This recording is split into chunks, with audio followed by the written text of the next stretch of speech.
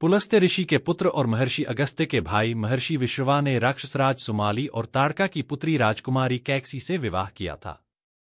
कैकसी के 3 पुत्र और एक पुत्री थी रावण, कुंभकर्ण, विभीषण और शूर्पणखा। विश्रवा की दूसरी पत्नी ऋषि भारद्वाज की पुत्री इलाविड़ा थीं, जिससे कुबेर का जन्म हुआ। रावण ने दिति के पुत्र मय की कन्या मंदोदरी से विवाह किया, जो हेमा नामक अप्सरा के गर्भ से उत्पन्न हुई थी।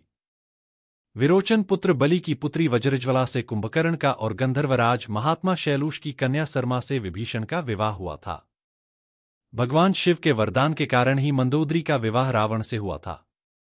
मंदोदरी ने भगवान शंकर से वरदान मांगा था कि उनका पति धरती पर सबसे विद्वान और शक्तिशाली हो। मंदोदरी श्री बिल्वेश्वर नाथ मंदिर में भगवान शिव की आराधना की थी। यह मंदिर मेरठ के सदर इलाके में है, जहां रावण और मंदोदरी की मुलाकात हुई थी। रावण की कई रानियां थीं, लेकिन लंका की रानी सिर्फ मंदोदरी को ही माना जाता था। पंचकन्याओं में से एक मंदोदरी को चिरकुमारी के नाम से भी जाना जाता है। अपने पति रावण के मनोरंजनार्थ मंदोदरी ने ही शतरंज के खेल का प्रारंभ किया था।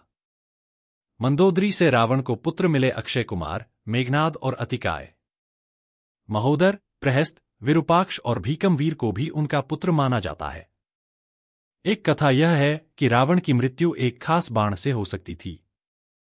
इस बाण की जानकारी मंदोदरी को थी।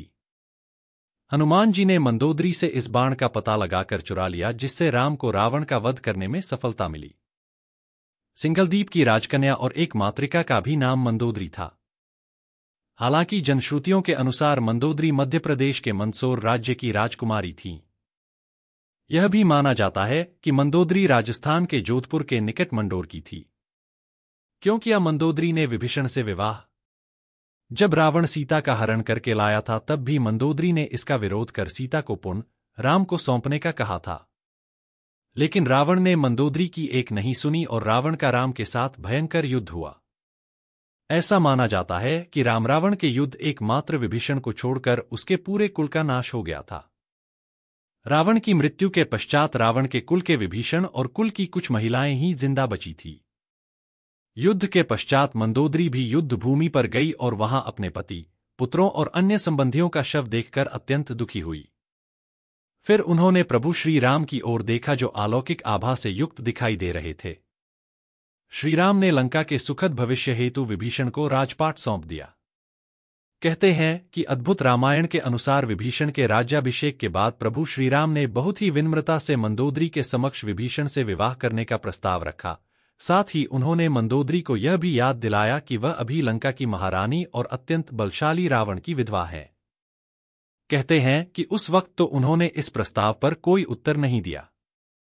जब प्रभु श्रीराम अपनी पत्नी सीता और भ्राता लक्ष्मण के साथ वापस अयोध्या लौट गए, तब पीछे से मंदोदरी ने खुद को महल में कैद कर लिया और बाहर की दुनिया से अपना संपर्क खत्म कर लिया। कुछ समय बाद वह पुनः अपने महल से निकली और विभीषण से विवाह करने के लिए तैयार हो गई।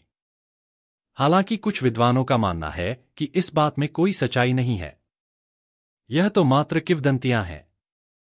लेकिन मंदोदरी के बारे में इस बात पर विश्वास करना थोड़ा मुश्किल है, क्योंकि मंदोदरी एक सती स्त्री थी जो अपने पति के प्रति समर्पण का भाव रखती थी। ऐसे में मंदोदरी का विभीषण से विवाह करना अपने आप में हैरान करने वाली घटना है।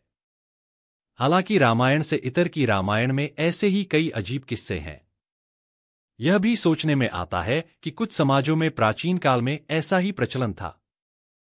सुग्रीव ने भी बाली के मारे जाने के बाद उसकी पत्नी से विवाह कर लिया था।